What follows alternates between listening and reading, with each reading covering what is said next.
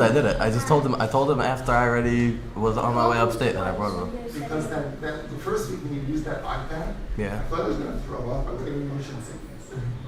Because machine was around, the camera moves around with it. And I was getting nauseous.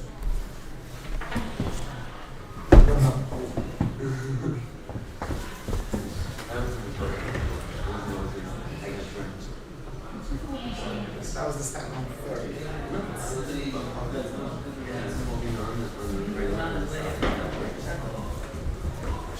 Should probably opened the right Parsha now.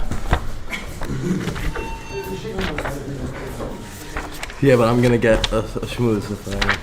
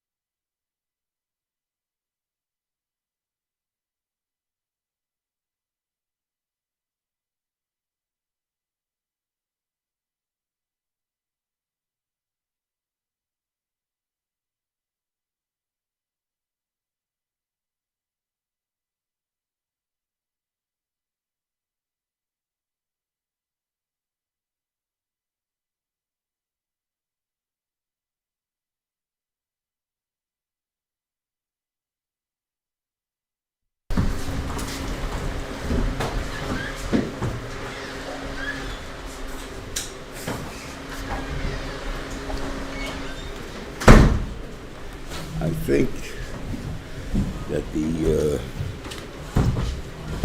Seder is going to show us a big Payda on speaking, on the care of Dibur. It starts off with Nedorim, and the care of the father and the mother and the husband.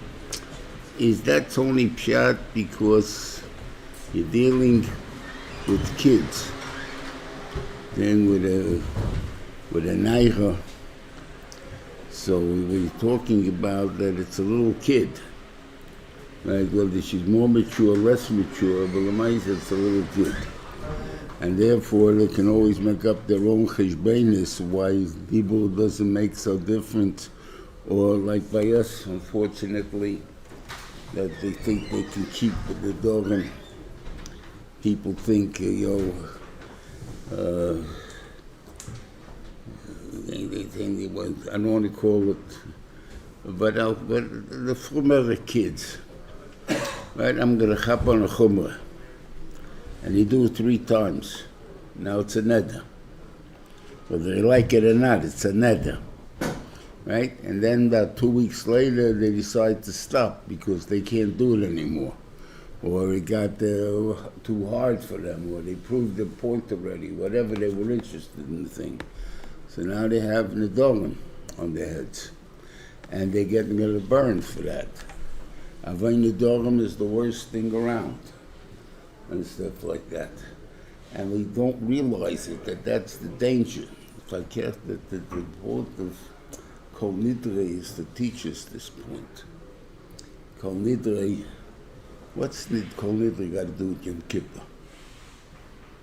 That everybody, you got to go here and Kol Nidre. I mean, Kol Nidre by Yom Kippur, that's the most major thing. What's so major about it? It starts, the Chazan starts his work there, a big deal. So what?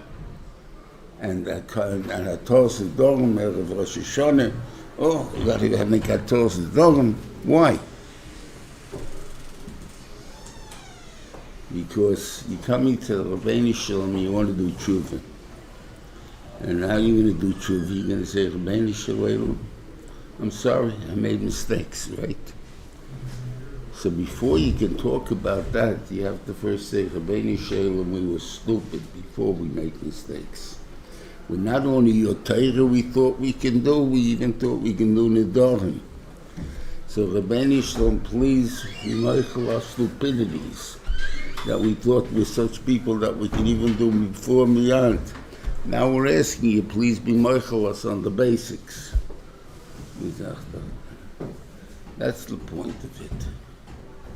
And it's not so much like this. People think that you'll even hear sometimes kids say, I promise. What are you saying I promise for?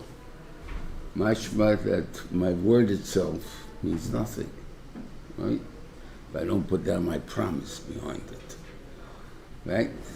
Why is that? Because the world learned what's deeper, okay? So the end of the Seder, which talks about the Negod Reuven. So what do? Moshe, we'll talk about it more when we get there, but the Moshe Rabbeinu balls them out, and they say, oh no, we meant that we're going to be there until they're going to divide the land. It's 14 years. We're going to be there for 14 years. Benishim says, Moshe Rabbeinu makes Bnei God, Bnei Reuven, it's only about the 7 years. But he tells them, Ayotzim Pichem Das. What you said you got to do. That there's no excuse for. I never required it from you. I didn't even want it from you. But you volunteered it, you stuck with it. That's the thing over there. But tonight, when they got in there, it's only on the Indian of being there in the fight. The 7 years of the fighting. So mashma, it would have had tinus on them, but it wouldn't have been a tinus like whatever it is there. People forget the chaymer of Moses Vasacha Tishma. He said something, he made a commitment. He mechuyev to live up to it. Whether he said neder or no neder. So when they tell you, say believe neder, right? They're not telling you don't do it, what you're saying. They're saying you don't want any yisurim chal on you if you happen to goof. Or b'lamaisa, I'm going to do it anyway. But if I'm not tafatakid, I mean that I'm not going to do it, believe neder, then that's not even a commitment. It's gone, it's worthless, you say. So that's basically the first yonim of what it is this to understand when the nidorim we're talking about so it's not nefesh, in other words, where the woman will hurt herself, which by hurting herself may affect the relationship between her and her husband. The husband's allowed to be mefer, and the father's allowed to be mefer wherever it will be, as far as the family is concerned. It's concerned, or the kids, he sees the chinuch of the kid growing up, whatever it is there. So he's able to go in and be mefer. But that's the difference is why these things were given. It's not just we want to butter the girl. The girl's 12 years old, so she's a gedolah now. A gedolah means you have to live up to your words. And by nidorim, we even start a year earlier. That you need already from 11, and by man is from 12. And the woman is more mature, so they start a year earlier. But Maatos-Maasei, it's very serious things there, and it's Sachen that the Welt doesn't take serious enough, because kids, especially kids, they think that it's easy. That's all to say. They think that what's the big deal, right? You find out what the big deal is after a week or two. And the thing there, but when they make the neder, when they make this commitment, this thing, and it's what's the big deal? And the thing, okay. Then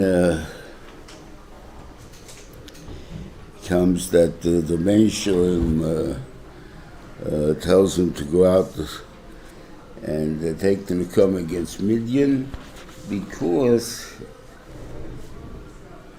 the Rus HaMoaviyah is going to come from Rus, so they want to take against Rus, against Moav. the truth is, you have to understand. I mean, Midrashim and facts are not always the same. I can give you what I mean. When David HaMelech, when he became before Shaul, so Doeg was tining, so Shaul was wondering about his daughter. So, if she's mutter for this, you should worry if he's mutter, if he's allowed to come into Kahal Hashem, because he comes from Rusam. Right? So there he got up Amos, and he said, I'm going to blame me from Shmuel and Ramosi, that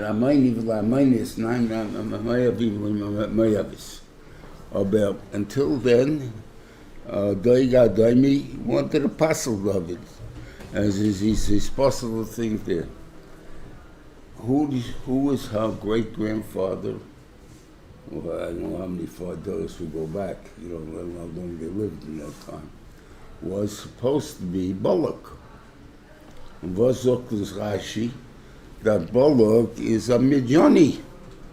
He's not even a Moavi. So what was this whole tumble about? Right? So I'm saying what the Midrashim and the facts, whatever it is, I don't know. Whatever, but the thing is that, so don't get scared about it. That's right. In other words, you find contradictions, things that you don't understand. Hey, different medrash.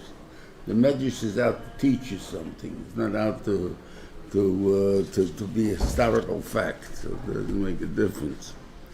But he loves deals like that. Anyway, they left the Taf and the girls. So the Taf was even easy to kill. They know there was Charim. The girls, they didn't know. So the girls, they used the Tumim for. It was in front of them. They passed the Tumim. So it became by Yavish Gilad, when in the time of Pelagish Begiva, when they wiped out Yavish Gilad, so the whole fight with the Yamin and the whole thing over there. So they also had to kill the girls, whatever shot is in these things there. So they had to kill the girls. They didn't use the Tumim. You can't use the Tumim against the Jew to kill. And therefore, so they did it on a barrel of wine, which is Reiche Noyef and that, something like that. So to understand that, years ago, this is just a cute story. It has nothing to do with it, but the Indian of the Shivas of a Yid. We had a guy in the second building we were in. We also had a guy, and his name was Eddie, I remember. And the boys discovered by talking to him, the kids talked to the guy, so they found out that his mother was Jewish. His mother is Jewish, he was Jewish. So they got him a suit, they got him a thing, they put him there, he got there, the Shabbos all of a sudden not working. Okay, true. But we need a guy, not a Yid, right? And so we want to let him go. So Rosh Yeshiva said to me, you're going to fire him because he's a Jew. Okay, remember that. But that was the Metzias. Obviously we kept them. But the idea was that the fact that the Reina Zazach, I don't need a guy, I don't need a Jew, I need a guy. Well, you're going to fire a guy because he's a Jew. Okay.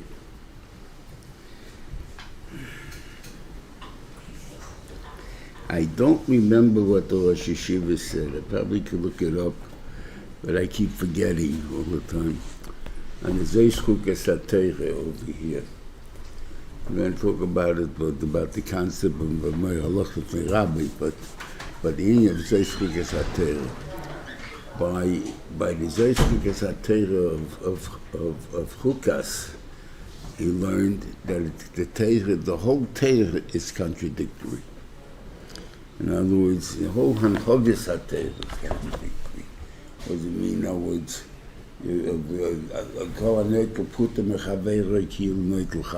right? On your part, you have to be a vatron, right? COVID, I'm going to be mechabed yanim. Yours COVID, I'm going to be a vatron. So there's constantly contradictions. If it's choshev, how can I be mevatel? No, you must be mevatel. And to him, it's very choshev. So it's sometimes people who don't feel covered, who don't need COVID or something, can't be masi covered. What's the big deal? You don't understand it. But you're mechuyev to understand that person's problem with COVID. Not to insult him, not to make shvach of them, but at the same token, you're supposed to be moichel on all your things, and it's very hard. It was to believe both things. Okay, so Moshe Rabbeinu forgot the halacha. It says because he got angry. This is not the first time it happened to Moshe Rabbeinu, but it happened a few times. I think it happens. Got angry. You get angry, you forget.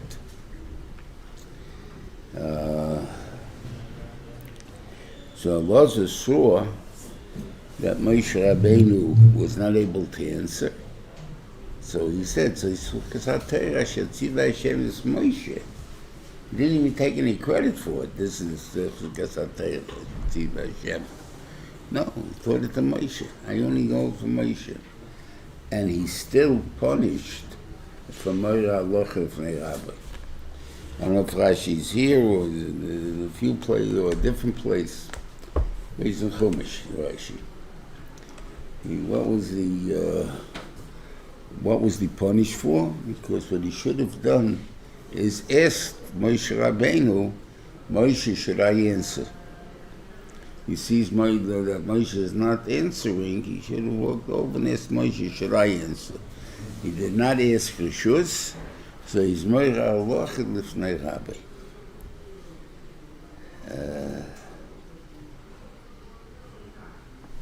I've seen this twice in my life in yeshiva.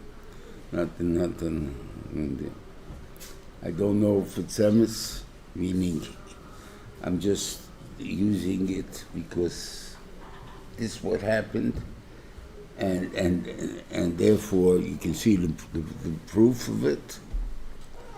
That I don't know. Once a Maasei took place in Telz. I was in Telz, and the yeshiva's job is to say the oimel before the Eilu. Right? But the mayor at that time was in the hospital for an operation on his throat. He had cancer in the throat. He had an operation. The motto was yeshiva acting, but this was what Mayor used to say. Okay, and all of a sudden it's quiet. Nobody's saying.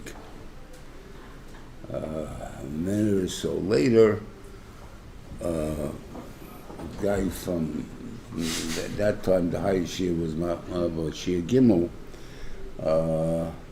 got up and said it. And everybody said on it, and what happened, this and that, no one really knew, we probably forgot, whatever it is there. The person who did it was later killed, became a Benayel, musician, he was killed, changed his tire on the Jersey Turnpike. They say it's because of that, I don't know. But it put me into the thing of what is by the bottom, Lakewood I saw it. There were two periods of time. One was before I got there, one was after, I got in the middle of the mice when I came to the ship. The first mice was a group of guys went on a strike about drinking their milk. They used to get the milk from Hachshara. That would probably be treif to most of you guys anyway. You know what Hachshara is? I don't think so. It's Bnei Akiva's, not Bnei Akiva's, Mizrahi youth who trained themselves to go into kibbutz.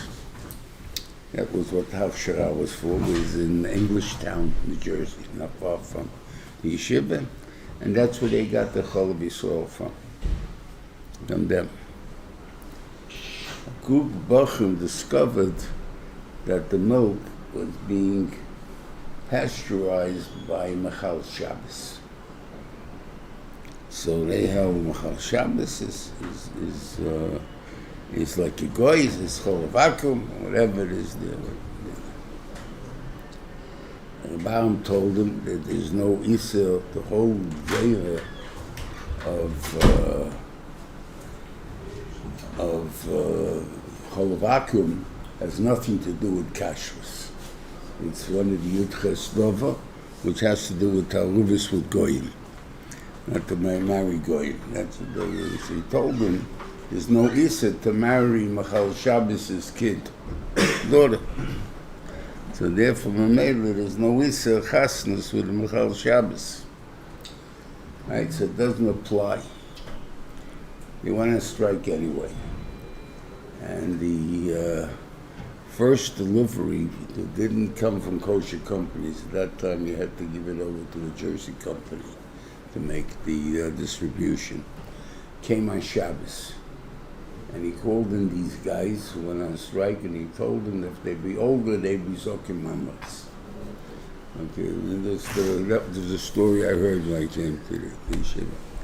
The next year, when I came, the mice said, what was his name?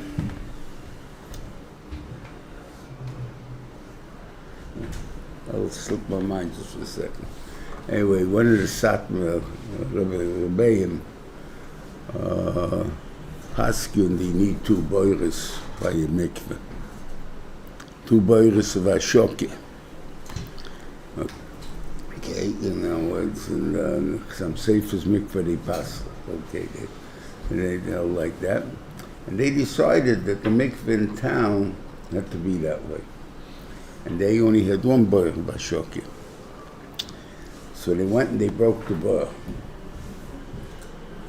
And that they caused already, and the Bnei Torah went to Asbury Park to the mikveh.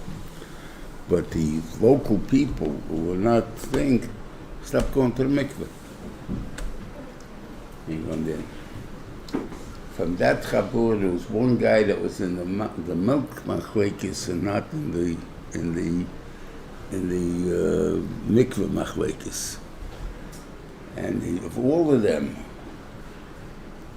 he's the only one that at least became a reish kollel. He was the goy in oilam of the yeshiva, and he became a reish kollel. Not the great rosh yeshiva that everyone thought he was going to become. The others, nothing happened, except one. Remember? Who said a funny thing. When they asked them, someone, the thing over there of the Rav doesn't hold like that. He said, I know mikvah is better than the Rav. Okay? That guy had a position, also a big manayel, yeshiva, and the bezoyin he had was for touching kids, whatever you call it. And he left, it had to be bezoyin. I think he's still alive. think that's such a design of that. People printed his forum, stopped printing his forum, and stopped the thing over there. So in a way, that's a worse club than never getting there. You got there, and they knocked you down completely. And it was because of Merech Halacha b'fnei Rabbi. So it's dangerous, that's all I know. Okay.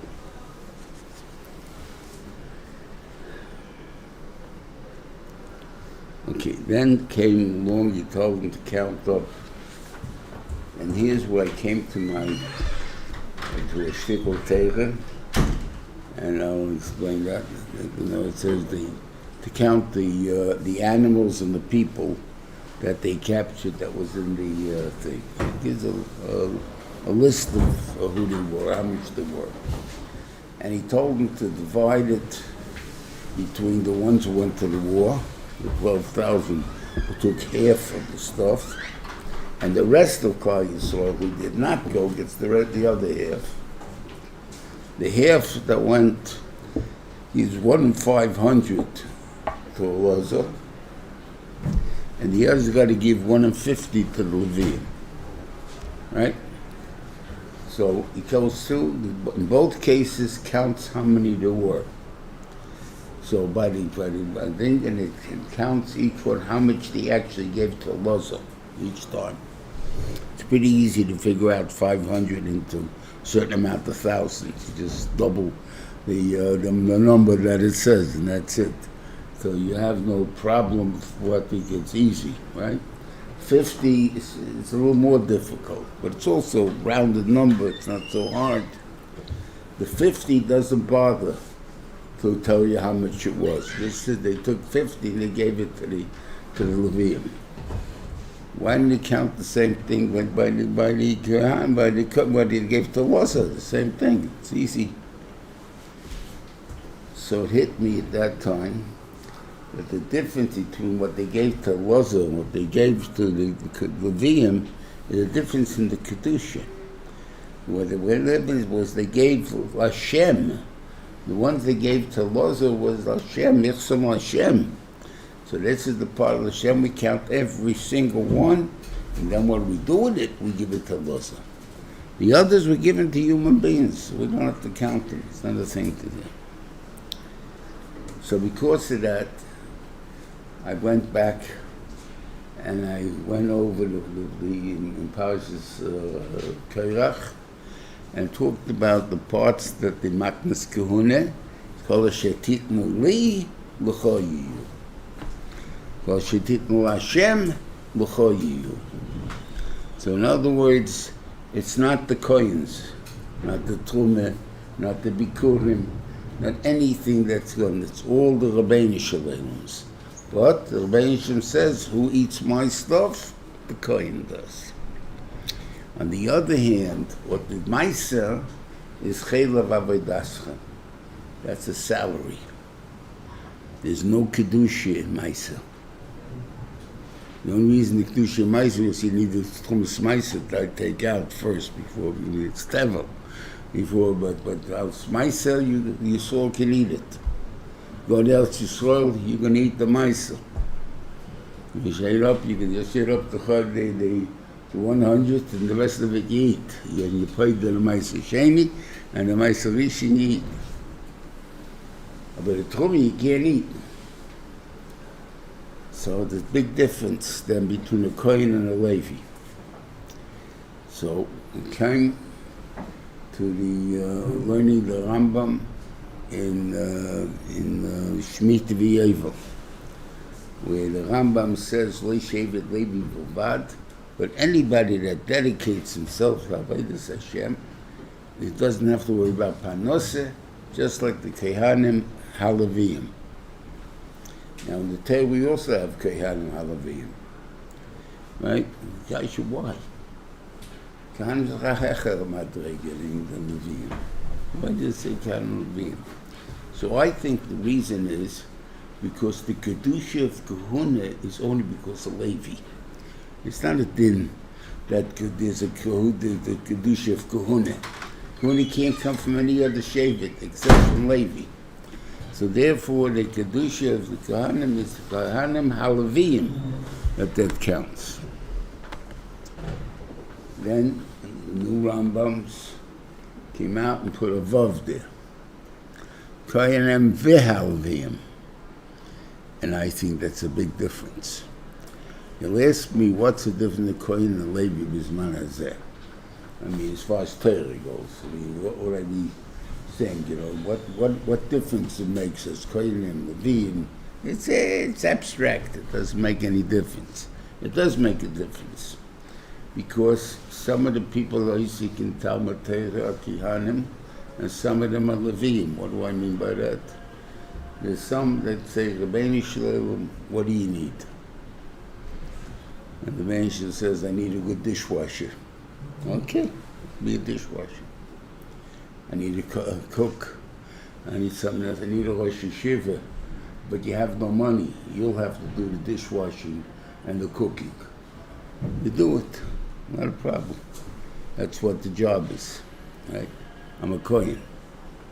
A Levi says, I want to be part of Chinuch. But if you give me a 12th grade and $100,000, I'll think about it. And if you don't, I don't need it. Right? Echet, he wants to work, and he's a very good Rebbe, he's a very good one, he called, but he's a job, he's a Levi. It's Chelef Avodas, the difference between the two. The first one is guaranteed he'll have what he needs. The second one, I wouldn't bet that he's guaranteed him anything, even though he took a nice salary. So you think maybe he can take it away very easily. It's not a big thing. I don't know we're getting fired. You can have a sick, you can have a fire, you can have this, there's a bunch of ways you can take it away. So anyway, okay.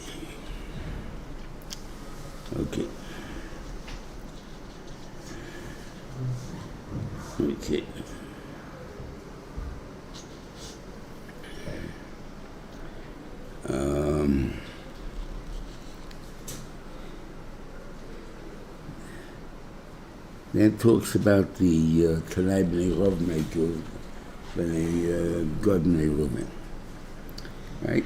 And the double Tanai, if you do it, you get it. You don't do it, you won't get it.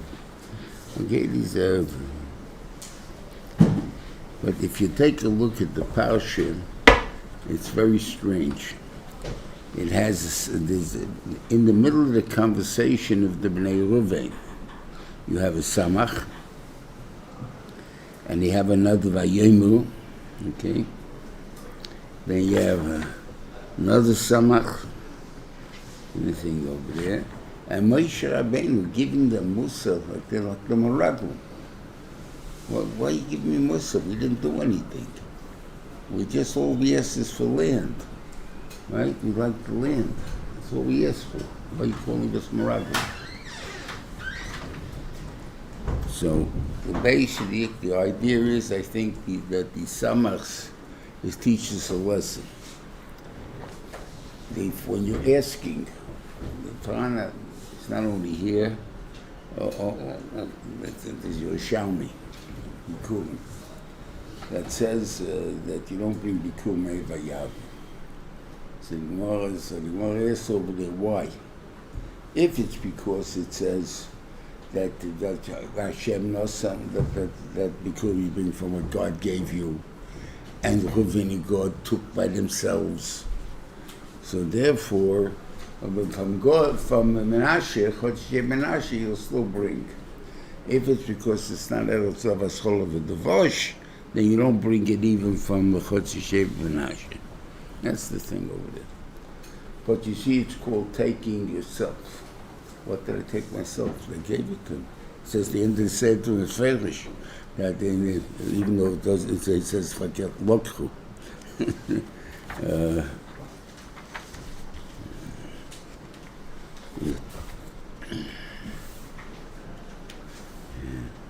Yeah, here it goes. Shnei Hamatis v'chotzi Hamati lokhu nachavosim Eivayad. They took their nachlu from Eivayad. when you force me into a position that I can't refuse, that's called you taking. It also makes an issa gezel. By Sudishin Ustapekis Lapailim, there's an issa gezel. Now, I remember that. I know how it is by us, hopefully, in the dormitories, not like that. Speak enough about it, I hope so. But when I was in thing, when my mother would send me a package, right? And then it was home-baked cookies, right? How many home-baked cookies do you think she'd send me? Figure 50, maybe. I don't know, I never counted them. Never got a chance to count them, right? So the cheshbon probably was, you'll eat one a day, and in 2 months I'll say, Yenochamo, right? But what happens? Can I have one? Can I have one? In the end, you're lucky you have one yourself. Right? Because everyone took go ask you for one. You're going to turn down a guy who asks you for a cookie? How are you going to do that? But it's special to me, big deal. Special to me. So we got one. In Lakewood, we fixed it. Not like that. Baruch Hashem, we don't smoke here, so you guys don't know about it.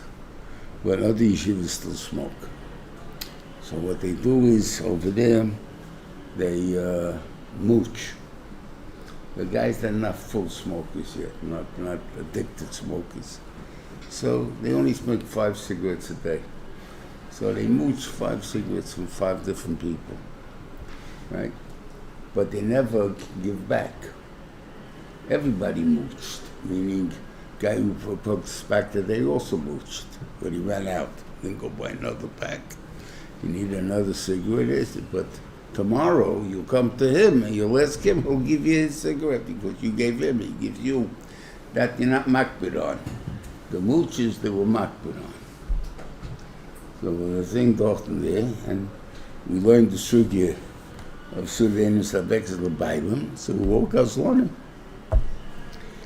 And we're all by living into them zehek, we were helping the Gaza. The thing over there, we know the halacha too. And on the other hand, you're going to keep calling them a Gaza, and it's not such a nice thing either, because it'll tell you, okay, who you tell, you could be mussar to, like, you know. So one Shabbos night, I remember, we made a cigarette fund. One was with Philip Morris, and my friend Charlie Weiss threw in his it was like a half a pack or something, a penny cigarette. A pack cost 19 cents. It's 20 cigarettes in a pack.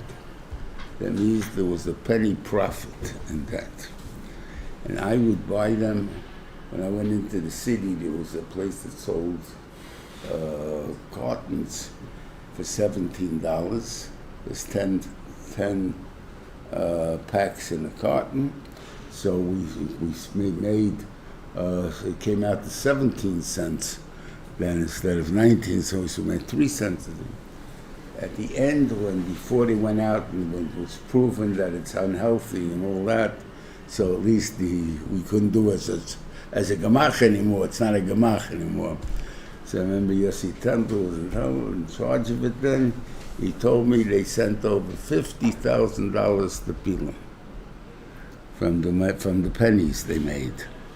So you understand how much they smoked there. I just want you to understand. Huh? Anyway. So anyway, the Bnei Reuven, they God took it themselves. So why did it made them take it? Where do you see they took it themselves?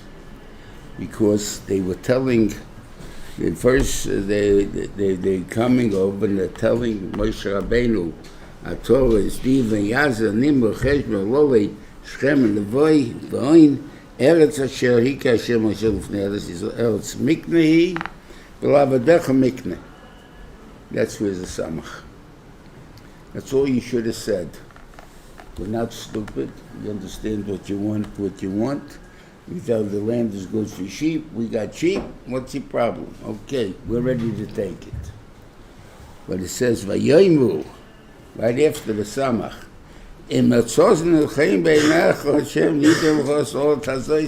now they're begging for it. They're pushing pressure on for it.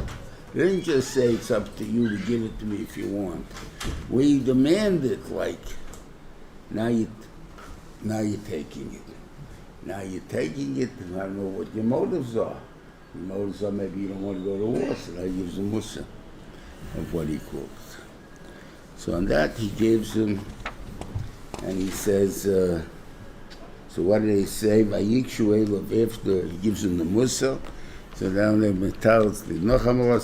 giving their excuses. We'll build the things here. חושים לפני בני ישראל, עד אשר אם הביאנו אל מקומם ויושבו, ולקמתם יושבים לפני כל ישראל. ונושב אבותינו עד הסנחר בני ישראל לשנח הלוסק. We won't go back until everybody got the chaluk already. That means 14 years. כי בינך don't take the fun. So Moshe tells him later, they got and they live in way that pain.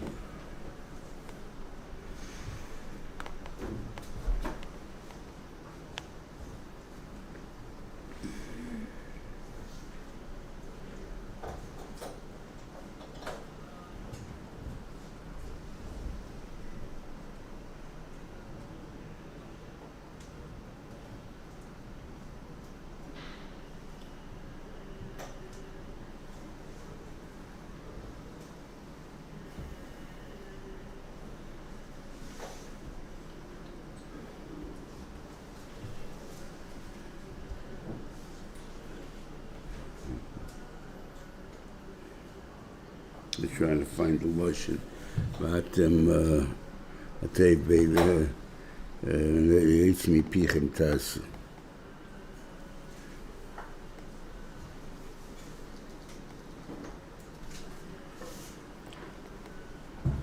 Well, it's in the psukim of the Shvi. It should read over there that he's only making the deal with them that you have to be, if they go over, that they're for the fight, and this and that, that's the deal. But Atem, you have to be there for 14 years, because you committed yourself. Chav Dalet. Okay, there, thank you. Benu l'chavon b'dav chamisot b'nechem, v'ayotzi mipichem tasu. Right? That's a new thing. That has nothing to do with the chiyuv. I never would have mechayiv you this, but you committed yourself, you're stuck. Okay. And then they go into what they built, and the shayla is, where did Bnei Menashe come in here?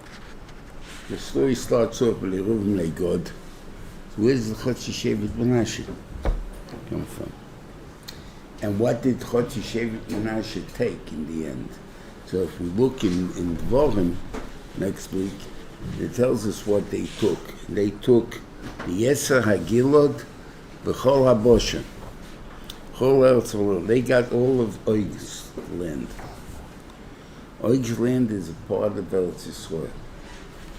Tzichan's land was not part of Eretz Yisrael. That was Tzichan took from Moav. But Oig's land was part of Eretz Yisrael. What's the difference between the two? Obviously, I'm saying when it is. So the question, one should have been with a Geirol. So how come they have a Chotzi Shevet Menashe taken? Have you ever seen a picture of the Chevet Menashe, Chotzi Shevet, remember? It's such a big piece of land, right? Like it looks like, but on the map, it looks like beginning of everybody else's whole Chevet, like, there's a Chotzi Shevet. Why? Because it was not good land. It was not Zovas Chol V'Dvash, like we said. So compared to Chol, so we Beiskur Keneged Beiskur. That's how they divided it. Not the size of the land, but according to the production of the land. In other words, what you got out of it. So therefore, they got a bigger piece of land. So why they get it? Why is it not in the Geirah? Because, and this is, I believe, how they really learned that the Bnei Yosef loved Eretz Yisrael because Yosef loved Eretz Yisrael. Now, I would say they didn't have to take this piece of land. Now, when do you throw a Geirah? And everybody wants the same thing, so then you have to throw a Geirah. Who gets it, right? If nobody wants it, and one guy volunteers, so you don't have to throw in a Geirah. So here, nobody wanted it. Because it's not Zovas Chol V'Dvash. So they, because they loved Eretz Yisrael, we'll take it. We don't mind it. And maybe they turned it into Zovas Chol V'Dvash. I have no idea. I mean, the Eretz Yisrael, now, whatever it is, if you go for Parshas Nitzovim, the pshat is that makes you keep scoliosis and with the dream of tshuva, not that you did tshuva yet, the dream of tshuva is enough to give a bracha more than your forefathers. Why? Because just for the start, you don't know the Torah yet, you screw it up. That's why you need the second chelik of tshuva, where you finally learn Torah. But the first chelik is just Shavel Hashem. I want to do tshuva. What's tshuva? I don't know what tshuva is because I don't know what the mitzvahs are. So how am I supposed to know what tshuva is? But Ramayis, I want to do tshuva. For that, you come back to Eretz Yisrael, and we'll give you all the bracha you want. Eretz Yisrael discovered.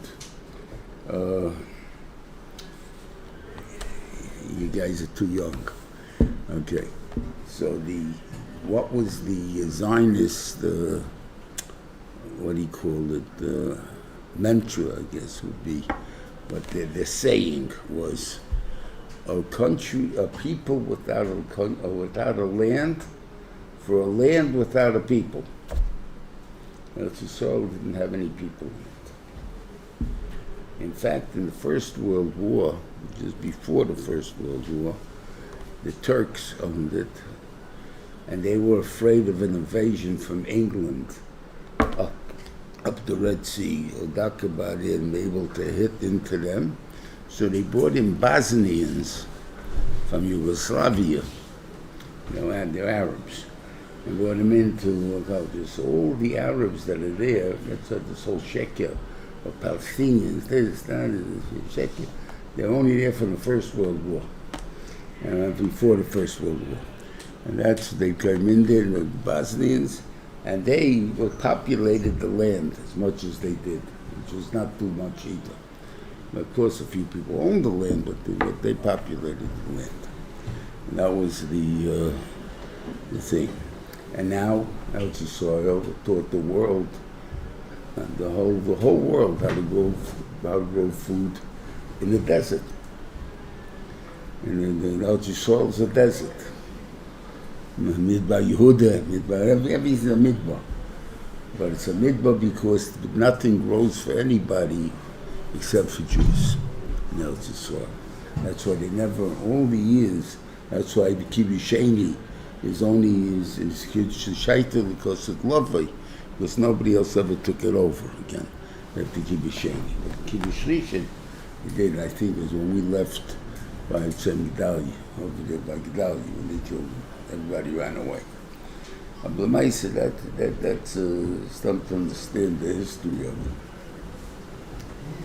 So, Baruch Hashem, so they kept, I'm saying, so I'm sure that they turned into good land. It was all an accident, how they discovered the way to grow anything. In the time from 36, the English made called the white paper. I know, white paper, green paper, yellow paper, I don't know. We call it a white paper.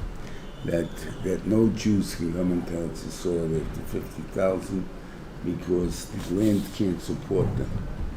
It doesn't produce. The desert can't support anybody. And during the Second World War, the Yidden that tried to get into Eretz Yisrael were captured and put into concentration camps in Cyprus. So the Germans were putting in concentration camps in Germany and Poland and all these things. England was putting concentration camps in Cyprus. The difference is they didn't gas them. So I say yes, I think, but that's the only difference. But obviously saw they didn't have, that's for sure.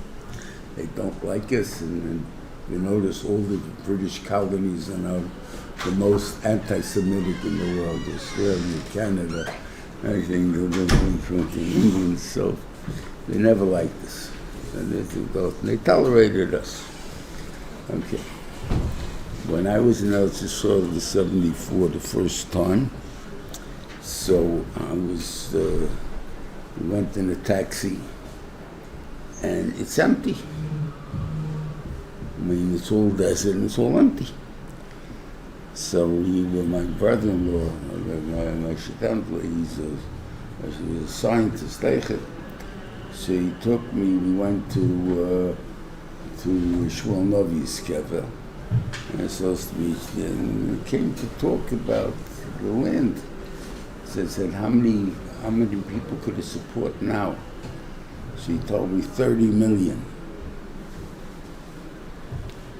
1974. Of course, the desert blooms. That's, if you ever go to Eretz Yisrael, you see that the irrigation that they have in the parks are rubber tubing that has holes in it. That's how it goes. You don't believe. We have a pot with a pot flour in it. Take a glass of water, you pour it in, and then it sinks into the water. Now they just a little bit at a time. And the thing over there, that's the whole secret. The thing over there. There's obviously more things, I guess, to do that they have the potash and the chemicals, whatever they needed there in the Dead Sea. Okay.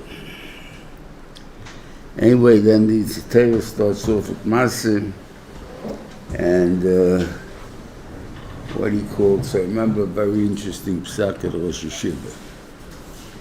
And the guy asked, was a year that Maatos-Maasei separated. Very rare. So maybe you can live through your lifetime, maybe only have one time. Or twice maybe. That's it. So you don't really know the halachas. So they asked him, Rabbi Bodenheim was the Baal Koyr at that time, and he asked Rosh Hashanah, does he have to read all of the Maasois together? Of course, we're not mafsik in the Maasois, yet there's a sheni, but the youngsters are the first ones.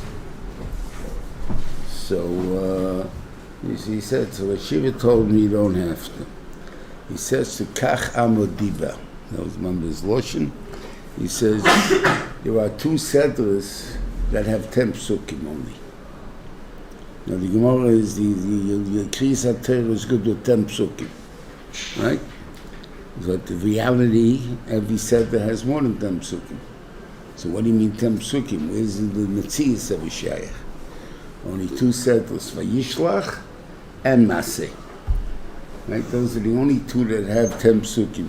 So it's a raya that you don't have to read all the Maasois because you only read 10 psukim Monday and Thursday. And the thing up in the first of it. Obviously, when it's together, you read them all together. Because anyway, reading them, you're going to go from the street or wherever you're going. Thank you. And we go through. They tell you sometimes the problem, they don't have to tell you the solution. Now it's Meriva, maybe they didn't have water, but didn't have any water. It says they didn't have water, that's all it is. How they solved the problem, that's not negate the Maasei, they still went weiter. Aharon came to die, okay, that's the thing over there. And he tells you about now and he went to Levi Adom or whatever it is.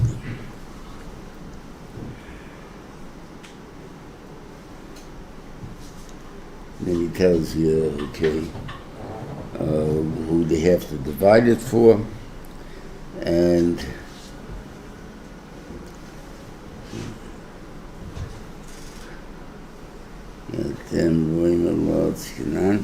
Then he tells you the place, and I don't know the places. I guess there are different maps and stuff, but I remember Rosenberg used to be a Rebbe here, and he was a guy who did a lot of research, liked research. So he showed me that Efraim was somewhere in Turkey. So when it says the Phrina goes up to the north, so from Yam HaGadol goes up there, so it goes into somewhere into Turkey. And they take a whole picture of land there, or whatever it was. And you see the maps that Lebanon did not exist in that time. That was under the different Shvatim were took those part of the land over there. So I'm saying, so it's a much bigger piece of land than we think it is. But it ended by Beersheba. That's the point that you got to remember. And we got the Negev, you're going after the UN's partition, it's part of Israel. That's not Eretz Yisrael, though. That's the point. So Eretz Yisrael ends around Beersheba. Maybe a little further than Beersheba, that I don't know. You got to have a different city there. I was there, I don't remember what year. Trying to remember the name of the city. It's in Gomorrah. It's not a biblical city. It was a Gomorrah city, and it's further south of Beersheba. And there we saw the house of Kohanim had mikvahs in it. The houses of Yisraelim had like 3 houses with a mikvah and the thing, but the Kohanim, every house had a mikvah. And they all had a tunnel going to the shul, and from the shul there was a tunnel going out into the forest. That means in cases any time the Romans attacked, that's how they got out. They all went to the shul. Mitzvah Yerichai? Mitzvah Yerichai maybe? That area? Mitzvah Yerichai? No, a small name. It'll hit me. I'm getting that part of the time. I can't remember the names. They're 2 different parts of the brain. Don't think it's that. It's a part of the brain describes something as part of the name of the name. The name goes first. So that's what you should know. So the name first, so not thinking of a right word. Not being, I need this word though. I need for this to explain this. But I can't think of the word, But it comes and goes. It doesn't stay away the whole time. Okay, then he told you got to give it to Levium 48 cities, the 6, what he called. So you see an interesting thing, what's called Bailus. I really don't know. Chevron belongs to who? Belongs to Kolev. So I was at Ron Mickelt. How does anybody else own things in my land? Good question. I have no idea. I'm just saying. But the fact that you're like Yerushalayim, you can't own anything. Yerushalayim, going to ones that Lishvatim. So you have everybody moves to Yerushalayim, right? Mirza Hashem, hopefully we're going to have the Regel soon. We move into the guy's house. And we go to sleep on his carpeted floor and stuff like that instead of the streets. And we'll give him our skin of our oilers for his thing there. But as far as the actual land, I come in and take it. He has no bailus in Yerushalayim. I just paid $1 million for $1 million is cheap. I paid $10 million for this apartment. It ain't nothing there. Okay.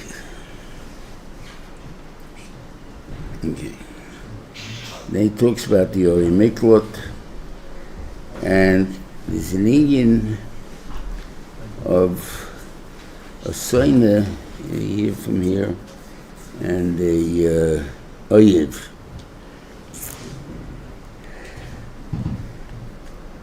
Soina, the guy didn't speak to for 3 days. right? I'm angry at you. But I'm your sister. I'm your brother. I'm angry at you. 3 days are over, I talk to you again. Whatever it is then. With friends, I always care about you, whatever it is then. That guy is a sinner. An oyev is a mevakish rosai. I want to hurt you. A sinner doesn't want to necessarily hurt me. He just doesn't want to have anything to do with me. So it's a big difference between a sinner and an oyev. Then he comes, he talks about the Nesiim, and against the Nasi of Menashe is before the Nasi of Efraim. Because we said that just like they counted in Parshas Pinchas, they count Efraim, Menashe before Ephraim, and that became much bigger shevet. Ephraim is not always first. Ephraim is similar to Ephraim from Nash. If you're doing the right thing, then Ephraim comes first because that's Kechas above Nash, whatever that means, Yeshua, whatever it is there. If you're not doing the right thing, so then Nash comes first, or they could come first, and stuff like that.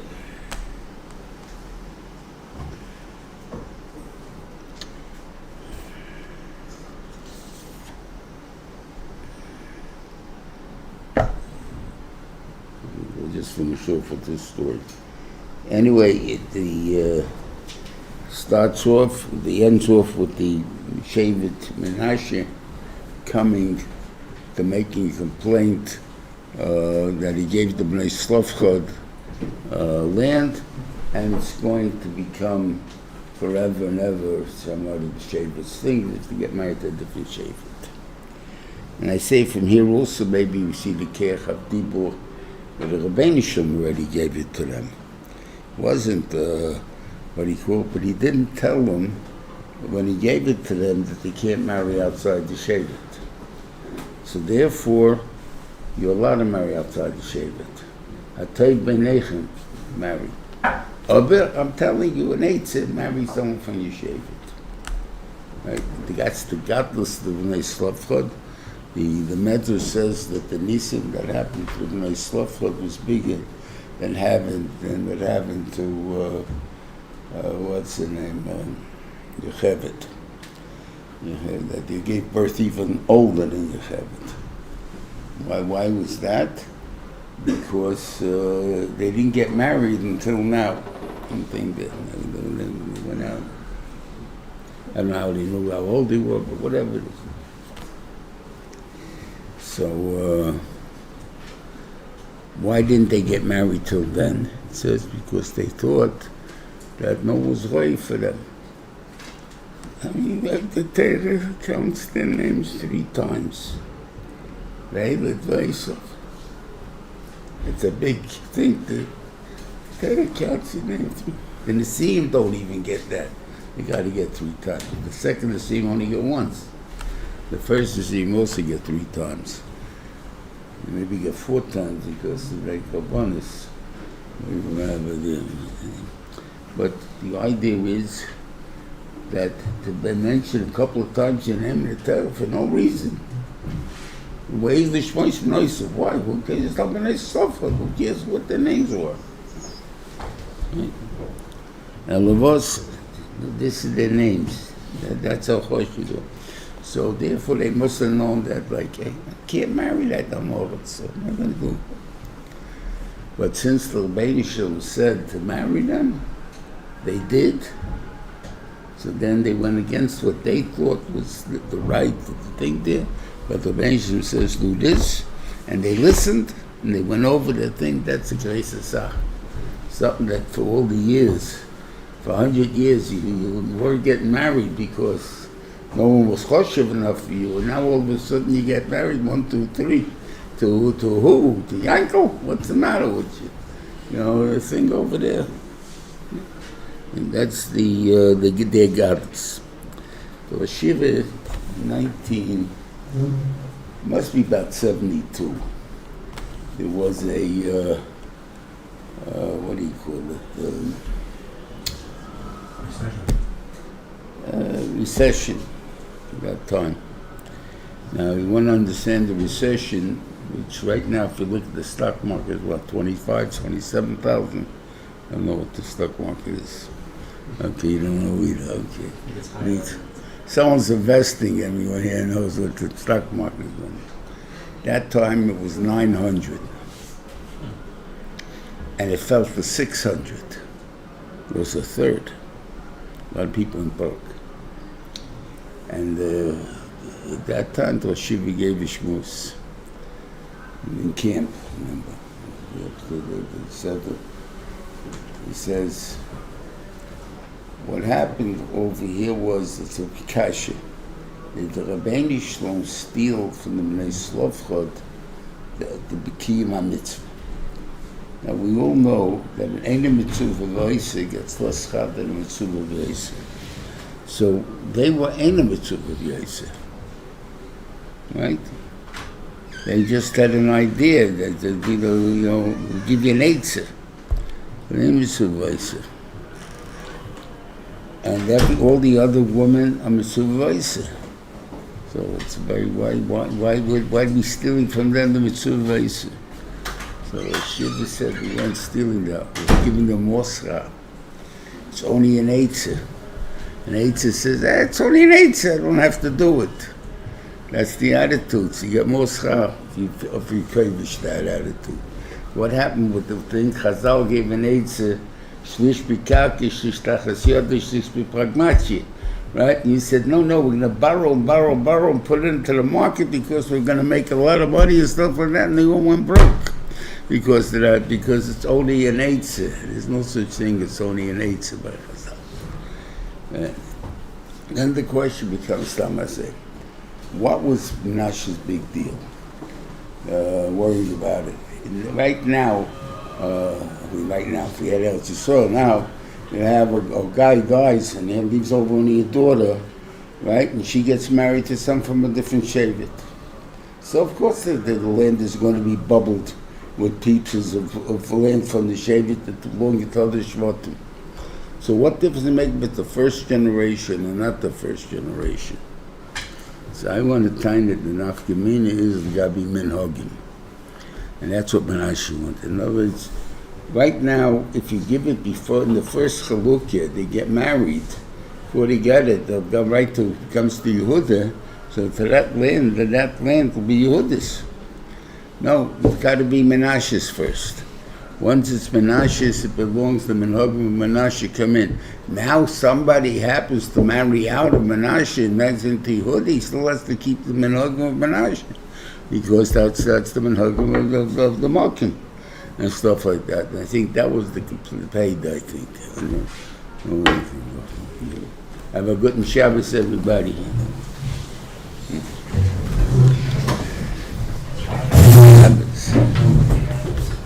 Can I speak to the yeshiva now? Can I speak to the yeshiva now? No, I got 3 people waiting for me that are outside.